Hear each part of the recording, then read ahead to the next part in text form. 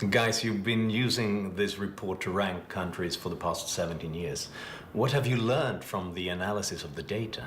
Well, one of the most important things we've learned is that countries that are economically more free grow more rapidly and achieve higher income levels. And in fact, not just a little bit higher income levels, but a lot higher income levels. For example, the per person income of the highest quartile, the highest 1/4 of economically free countries, is 7 times what the figure is for the lowest group. So that's a huge difference. But it's not just about rising incomes overall, it's also about the poorest of the poor.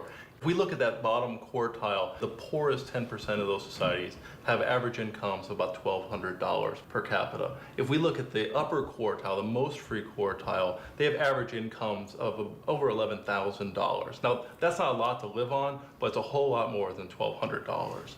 So as people work their way out of poverty, that's a substantial improvement in their quality of life. It's not just about the quality of life, it's about the quantity of life. If we look at the most free countries and compare them to the least free countries, the most free countries have substantially higher life expectancies, 18 years.